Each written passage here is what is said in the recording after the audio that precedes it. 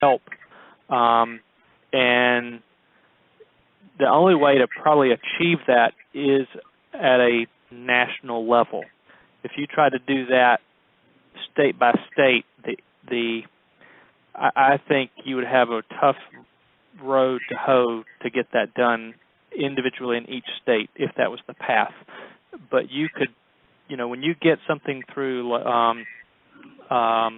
National Council of State Legislature or National Association of Insurance Commissioners, and they put that as a platform issue, then that has a domino effect because it's coming from the top down. In this particular case, coming top down is more advantageous politically than the other way around. Now, could you give us a ballpark cost for an expert in lobbying the federal government, NAIC, and bill writing at the national level for a single bill? What would be a rough estimate of the cost? I mean, honestly, and what I'm going to give you is arbitrary. I mean, I'm going to have some, barometer of reality. But what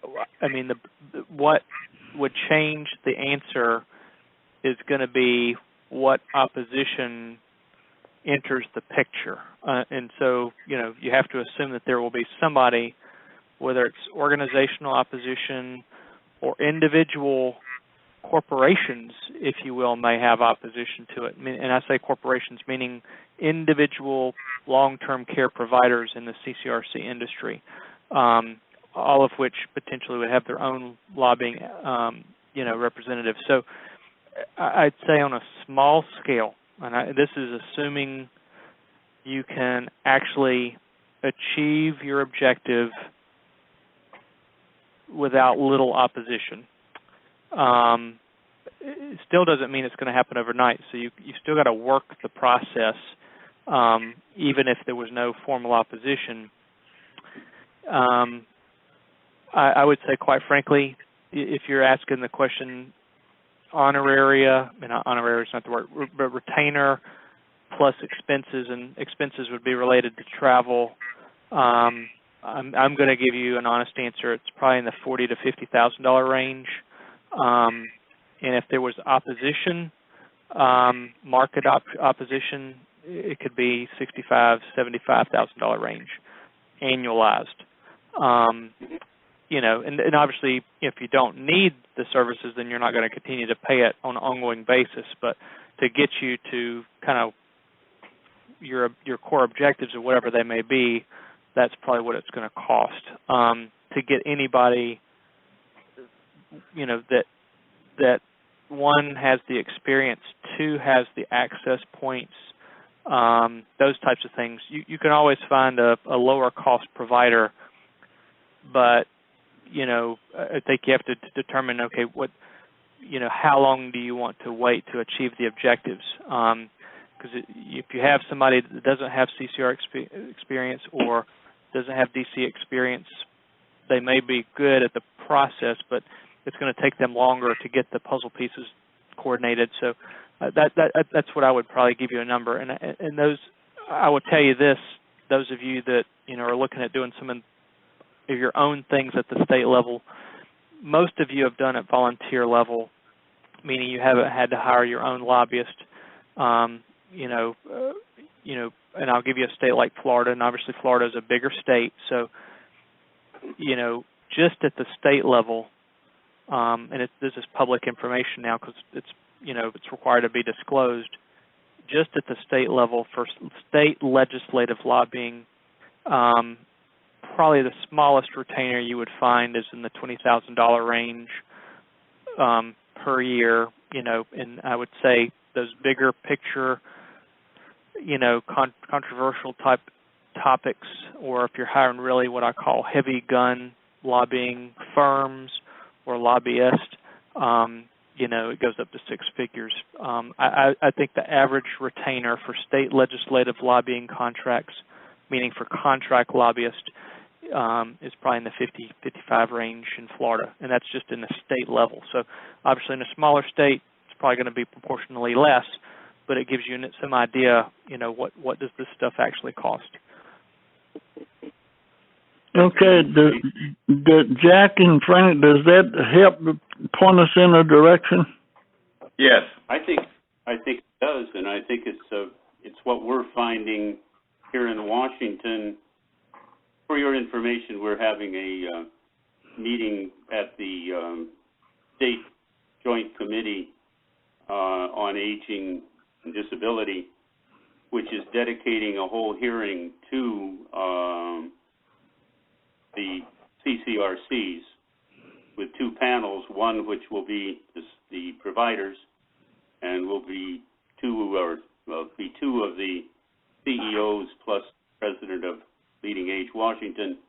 The other panel will be our two representatives representing the residents. And I think this will be probably one of the issues that will be coming up, as at least from our presentation to this committee, because they're looking at what legislation is probably needed in the state of Washington is what they're out after. But I would say that we would anticipate, and I think you would anticipate at the national level, that the providers are going to be very strongly opposed to legislation which is going to constrain in any way their flexibility with regard to this payment. Yeah, one thing we could start doing on that is I believe Leading Age is willing and has already agreed to form a joint task force to look at something we each see as problems, and maybe our members on that joint task force with Leading Age could start talking up this one element of financial transparency and financial security for its members. And I can tell you, over the years, Larry Minix has always advocated financial security and financial protection for the residents.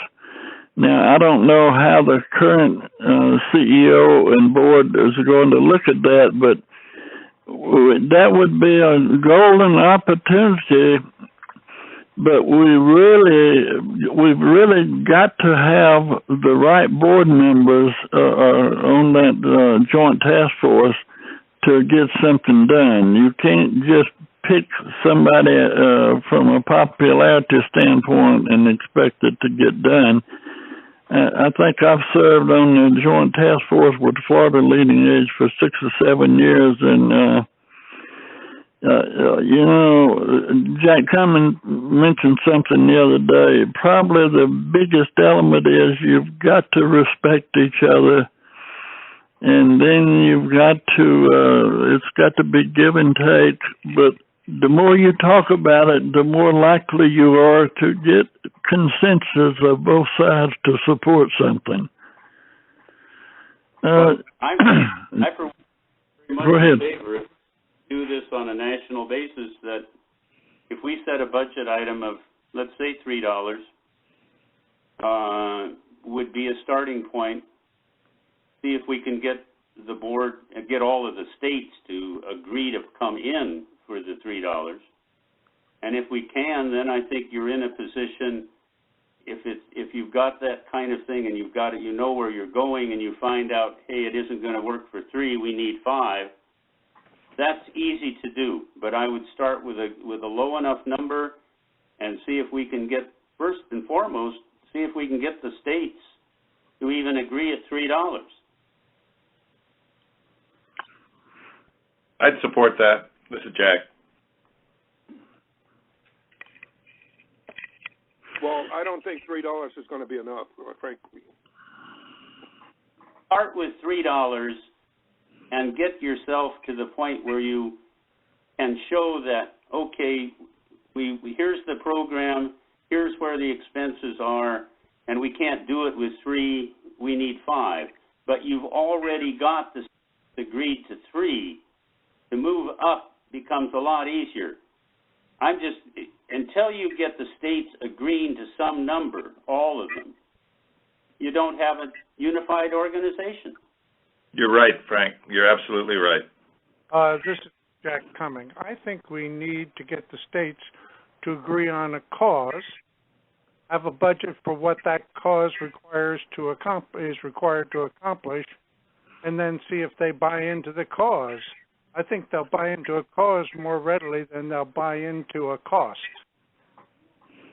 Well, that's what I was saying before. I've been writing some thoughts down here. We created the 3 top national topics, and we researched them further and created then a budget and timeline around one of them. Then you create your state dues, whether it's 3 and 5 or whether it's 20 and 25 for the states. Have one firm, that's Bennett's firm, bill and disperse the money. So we've got one centralized place where all these thousands of members of states and automatically NaCCRA. Then NaCCRA create for the states a suggested list of realistic topics that they think each of the states should consider.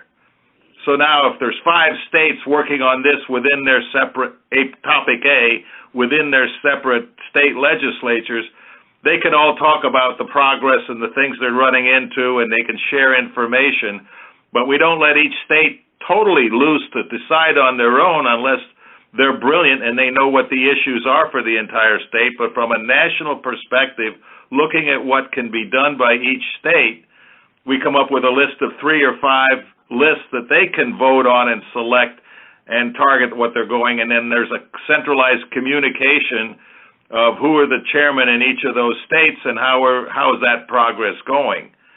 So there's several steps. Summarized real quickly, we got the 3 top national.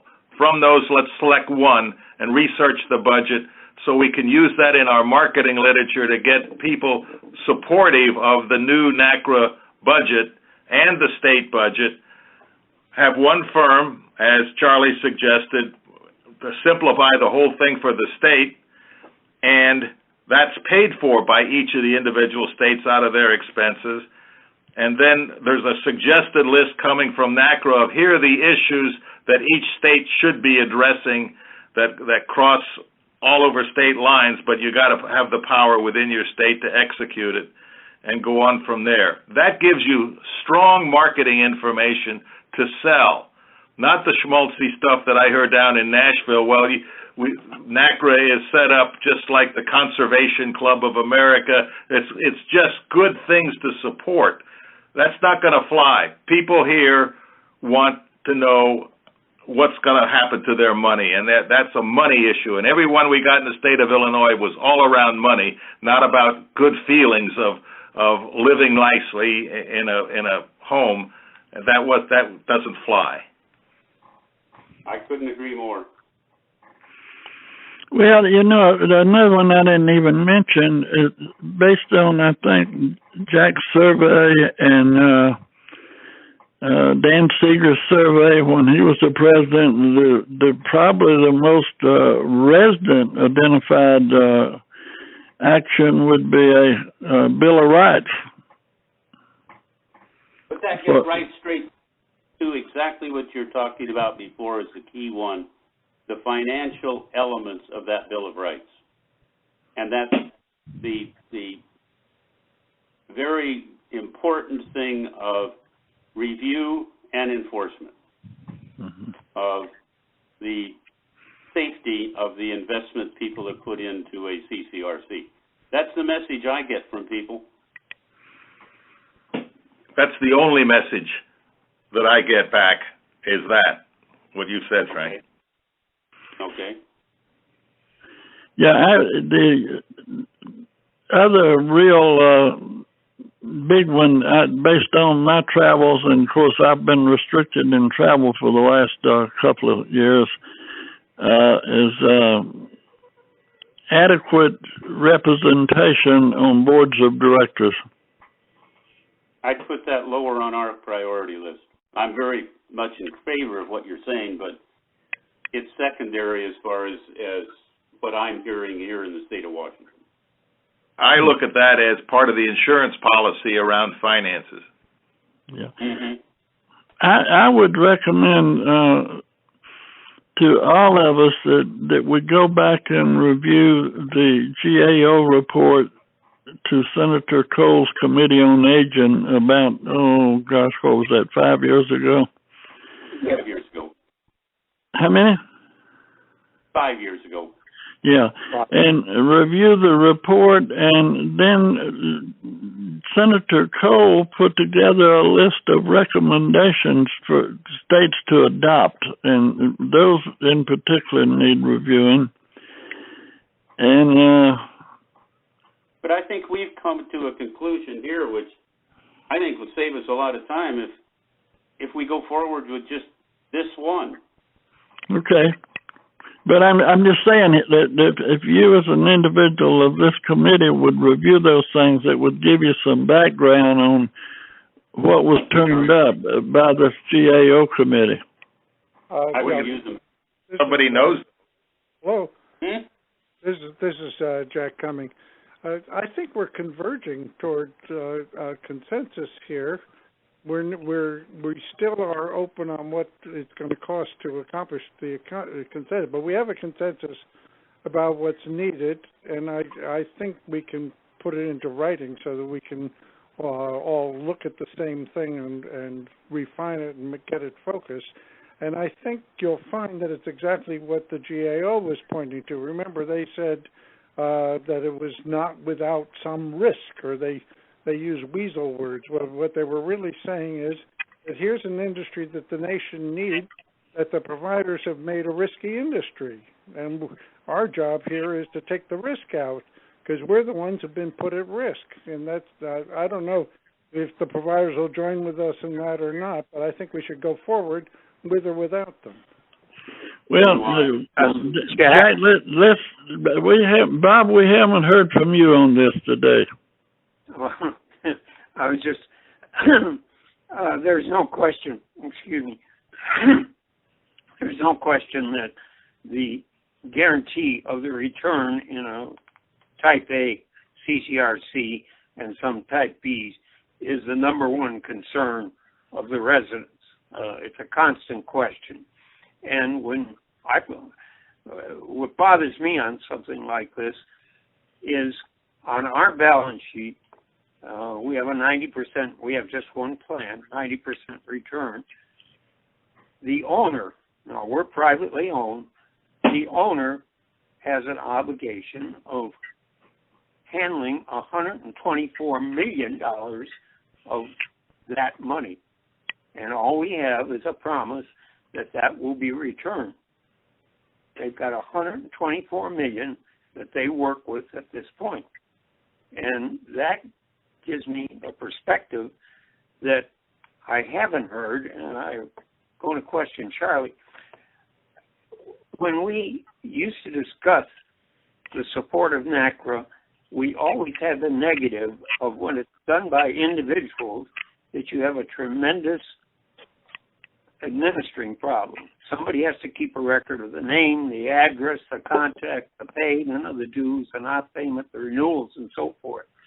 And I have yet to hear that why not attack this problem of revenue from the individual CCRC or retirement community? I always hear the figure there are about 2,000 of them.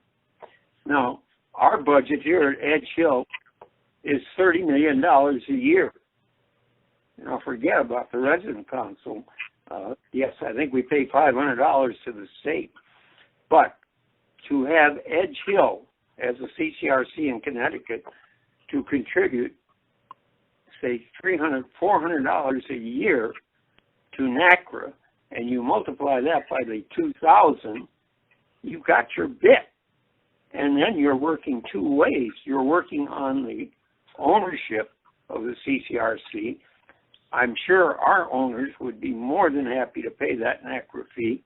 Or you got the residence council if the owner is negative. And I haven't heard anything about, hey, let's use the 2,000 entities as our target on this membership.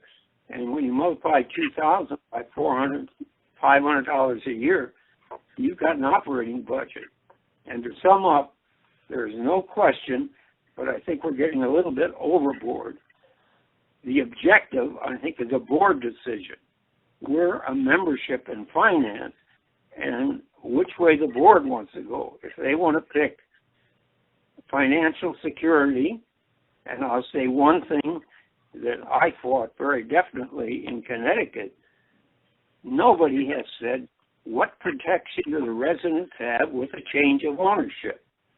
And everybody better realize that every CCRC, every retirement community can be up and change ownership, be up for sale. There are medical REITs out there that are regularly shopping for these facilities. And I think a protection of the residents on the change of ownership and protection of the residents' money are the two most important things that NaCCRA and the state associations have to work on. There's a sub-point. We did do a Bill of Rights here in Connecticut, but we got a tremendous gap in it. There's no enforcement mechanism. Right. CCRC doesn't do something. The best we can do is file a claim of injustice or harm with the Attorney General. Well, we have to do it with the Department of Social Services, and they've said they're just going to take it to the Attorney General. But there is, in our Bill of Rights, there's no enforcement provision. So to sum up my points, I would take a serious look of building the NaCCRA membership based upon a CCRC rather than individuals. Number two, that the two most important parts of residency is guarantee of their return and some protection when there's a change of ownership. And all I can say is I think Edge Hill has established a milestone in that we were sold from the hospital, local hospital, to a private company, Benchmark, out of Massachusetts. The sale price was $100 million, and we worked damn hard and very long with the seller. And yes, the residents did get $500,000 of that sales price that we distributed back to the residents. I think we established a principle there where the residents actually got part of the company. So I've been quiet, and I'm sorry. You know, those are the points that I think are important.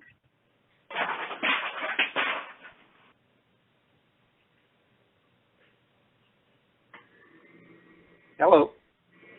Yeah. Okay. Jack, how about summing up where you think we are right now? I assume you mean this Jack and not Jack S. Yeah, I mean Jack C. This is Jack S.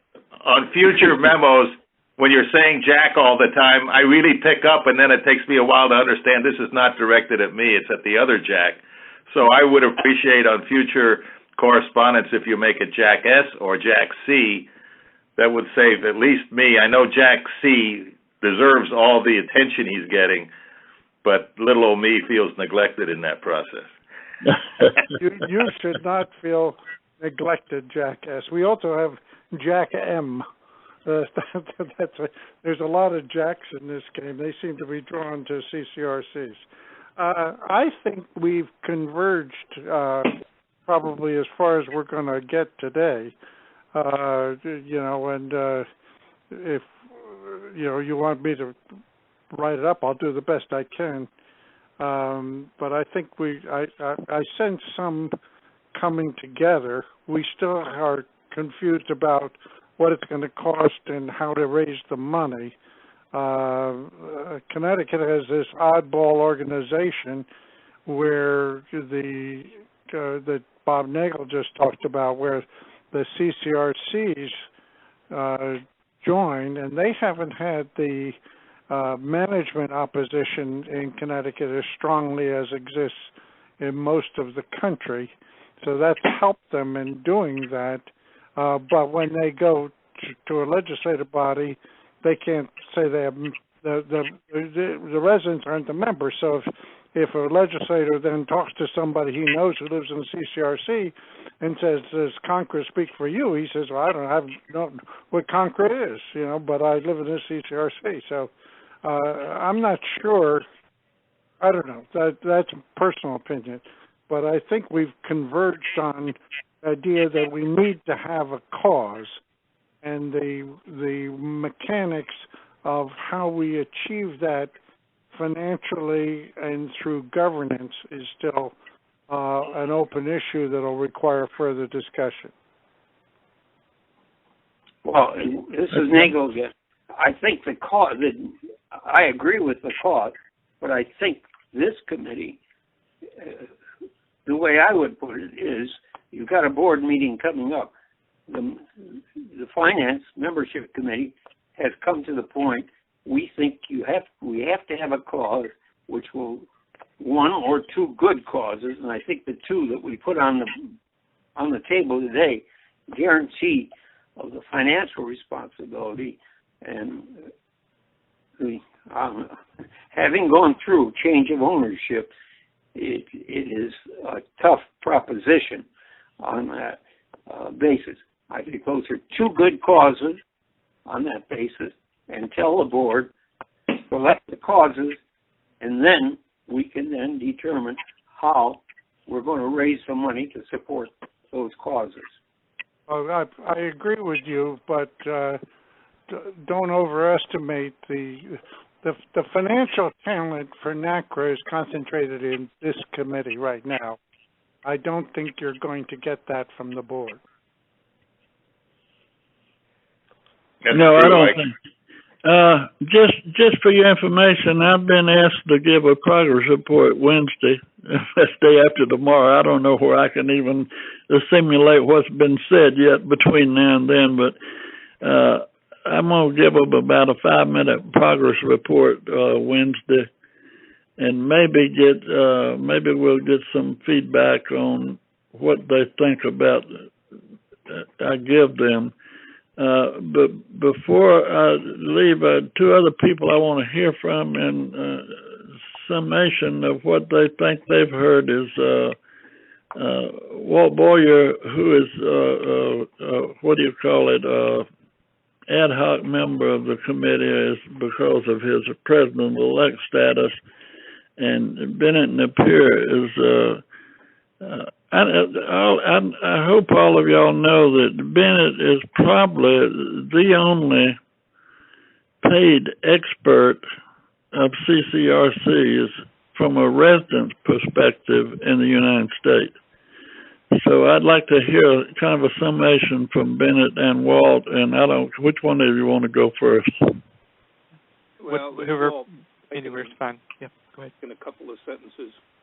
One is that in order to reach 30,000 members, we probably need to reduce the dues from $20 a year to something between $3 and $10 a year.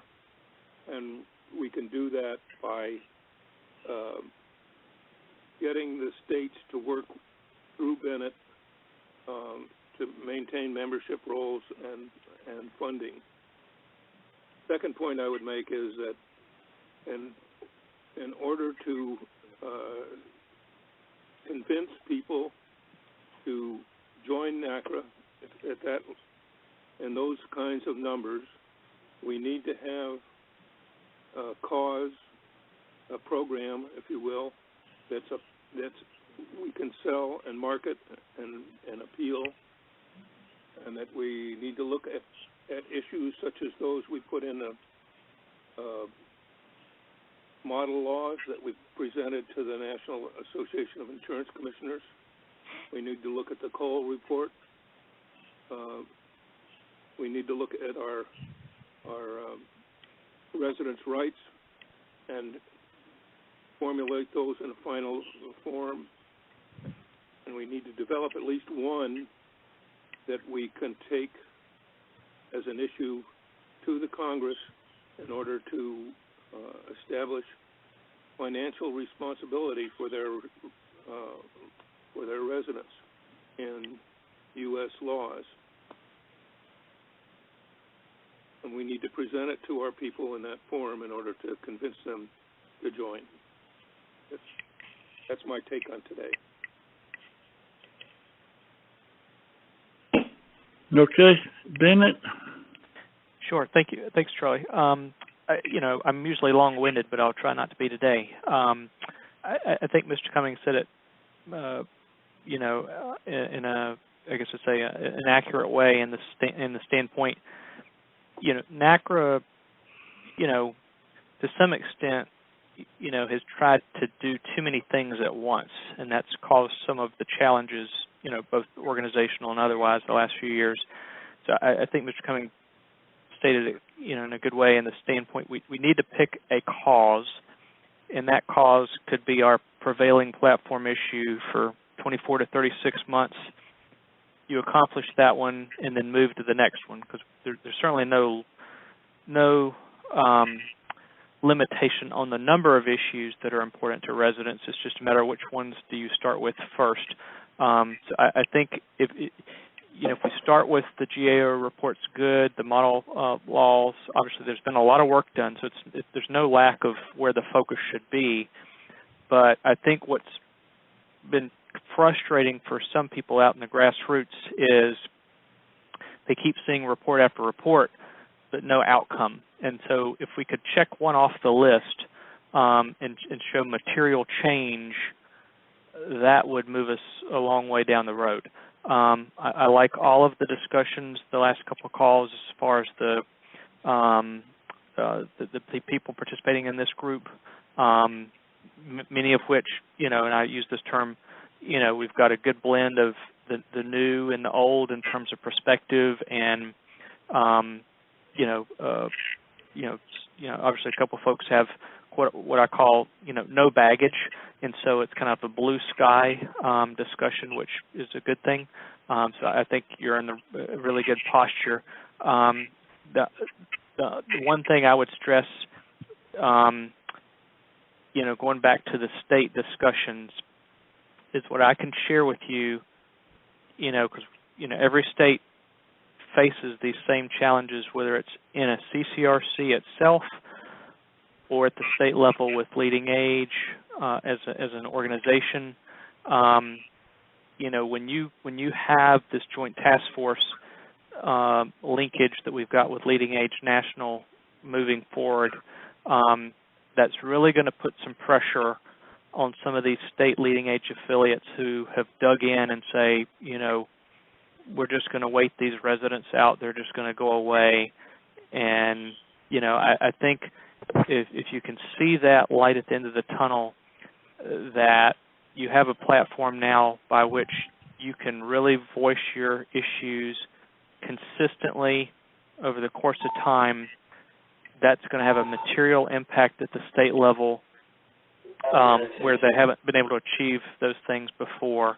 And NaCCRA can be the conduit to help do that and facilitate that. So I think, we're definitely in a good posture right now. I like the creative discussion as far as the revenue. I think that's some pretty good strategies that you've come up with that can, really give an incentive to the grassroots at the state level to get involved with NaCCRA where they may not have been able to see it before, in terms of the price point and the value add. It'd almost be a position of, it'd be a no-brainer for somebody to do it based on the discussions that you're having. So I think you're in a good spot. I appreciate the sentiments. I purposely am not commenting a lot unless you ask me specific questions, because as Charlie pointed out, I'm getting compensated in this equation now as it stands, and so I don't want to be, too, assertive, if you will, since I've got a vested interest, and I don't want it to be construed that, I'm trying to, broaden that, but I'm happy as we move forward to give whatever guidance you would like me to give. I just want to make sure that it's what you want rather than me just aggressively, putting stuff on the table, because all of you are pretty smart people and you're getting to where you need to go on your own. I just want to help either affirm what you're discussing or give, kind of devil's advocate view on those topics when we get to those particular issues. I'll give you my honest opinion. Okay, Charlie, this is Jack Cumming. First, I think Bennett plays a useful role. He is more knowledgeable about how to deal with an organization serving our age group than anybody else in the country, and what he created there with FLECRA is monumental. But I sense that we're converging more and more as we talk, so I would suggest that we continue meeting Mondays and see if we can continue to move this. I think we're going to be leading the board rather than the board leading us, and I think that's probably as it should be. We didn't talk today at all about bylaws or governance, for example, so there's a lot to be accomplished. So I'd suggest that if Monday's a good time, we just meet every Monday, keep this going. There is some urgency. Let's make some headway and get to something that really makes sense. Okay, I don't have any problem with that, but I know this is a busy season for a lot of people, so if you have a conflict on a Monday, we'll certainly understand that. One thing I want you to think about before next Monday, and I'll have to reread everything and re-listen to everything to come up with our agenda for next time. But one thing I want you to think about, I don't believe the board will let us, will accept anything from us that will reduce their current revenue. So when we, and I think the first thing that needs eliminating at the national level is chapter members and state members that pay dues. But, that's going to take away several $1,000s of revenue. And how do we replace that? If we go from our dues are $20 now? Yes. Is that correct, Bennett? Yes, sir, for the individual, yes. Okay, I'm a life member, so I couldn't remember. And if we reduce dues from 20 to 3 right now, you're taking $17 per member out of the current budget, and I don't think we can realistically expect the board to accept that. Now, if we come up with a plan that looks like it's going to work to the board, I think we got a good chance of getting them to accept that. So we got to think about how we're going to make the transition. And, while I think 30,000 is a realistic number, it's still going to take some time and effort and probably some money to get there. And how we're going to get there. How we're going to touch every community in the United States. And that's what we need to do. Even in Florida, we have about 20 of our communities that have no members in the state association. One of them is 3 miles from where I live, and I've got good friends in the community there. I'm good friends with the executive director there. I'm going to give you an example now. Several have, a few, I don't know how many, a few have joined the national organization. They've joined the national as a community member, but we hadn't been able to get them to join the state association yet. And you've got those kind of dynamics all over the United States. So I think we're beginning, as Jack says, we're moving towards a good model. But let's look at the bad as well as the good and how we're going to salvage the bad. And think about that, and we'll probably talk about this subject some more at the next meeting. And we need to identify things we hadn't even mentioned. That we've got some awful good prospects for members that we don't even touch. I know, for example, I have 3 daughters, and they're all kind of outspoken, and they don't understand why they can't be a member of the state or the national organization. That they think they should be able to have a voice in it, since one day they may be responsible for thinking for me and their mother. And I'm sure there's other people throughout the country that feel that way. So think about that between now and the next meeting. I'll give a report Wednesday, and hopefully we'll get some feedback. And we'll meet again next Monday at 2 o'clock. Any comments? Any comments before we adjourn? Yes, this is Frank. I'm not able to be part of it for the next 2 weeks. Okay, that's no problem, Frank. I tell you what you can do if you'd like. If you have somebody in your community that would fill in for you, we would be glad to have them as your substitute. Or if not, you can just, I'm sure a lot of us going to hit the email, and Jack will have it where you can hear the meeting, or you can just skip it and catch up as you can. Right, and the second item that I want to make sure is clearly understood. Executive Board is week, and if they elect to take the situation, oh God, we're having a report here. May I have your attention, please? Excuse me for a minute. May I have your attention, please? We have a missing resident from supported living. Charlie, I've got to drop off. This is Bennett. Thank you. I'll be on next Monday. Yep. Okay. Right. Thank you. Thank you. Guys, I can't this. Frank, I'm sorry. For some reason, Yeah, no, okay, they just had an announcement here that I couldn't talk over. I want to make sure that nobody misses the fact that our executive board will be meeting next week and may, and I presume may very easily take the position that we are going to incorporate. And so from a budgetary purposes, that NaCCRA is going to be losing the renewal of roughly 400 odd members from an income viewpoint going forward, 400 to 500. That is also happening in Illinois. Right. Yeah.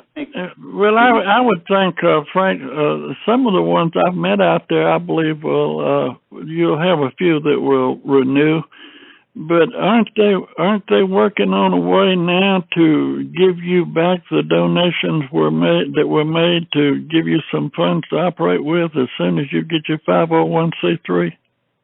Charlie, I'm sorry. No. I think what you have to realize, and I don't want to, I can't say what the board is going to do, the executive board is going to do, but I think realistically, you have to accept the fact that in all probability, they're going to form their own organization here. Because of the way things have worked, it just doesn't look logical for us to be continuing to have people renew with NaCCRA. So, yeah, I don't have a problem with that. I think you should have a state organization. Once we have a state organization, those dues will not be coming into NaCCRA. But as I've said, and I think Jack S. has indicated, there is an amount we will be happy to send into NaCCRA, but that's the next step. But I just want to make sure that from a budgeting viewpoint, they don't assume that $8,000 or $10,000 is going to be available. That's all. Yeah, but they've got to, you know, I know the current board is going to want to maintain what they've got. They don't want to go backwards. That's what I'm trying to tell you. Have any choice over it? That's right. Yeah. It's going to go down if they don't think entrepreneurially in this situation. We're creating a new organization. In order to get on a fast track, we're going to have to step off the present slow track, which hasn't accomplished much at all in the last several years that I can figure out. Well, you want me to, is this Frank Snyder? Yeah, this is Snyder. Snyder, I'm sorry, Frank. You know, I know when it kind of bothers me when you say hadn't accomplished anything, because I can list you a whole lot of things they've accomplished. In the last year. Huh? Not in the last year. I don't know about the last year. I can tell you a whole lot that was accomplished 5 and 10 years ago. Well, let's not get into a pissing match now. I'm talking about just giving you some facts that you're probably not aware of. No, you have given us information, and I've appreciated it very much on the history. It's been a real help. Okay, you want me to give you some of the things that's been accomplished? You've given it to us, and I really appreciate it, because over the past 2 weeks, I've learned a great deal about the history. Yeah. We should end on a high note. Why don't we avoid just getting into circular talk? Why don't we pick this up next week? Very good. Sounds like a winner. You guys all have a good weekend, and I'll talk to you next Monday. Okay. Sounds good. Bye-bye. Bye-bye.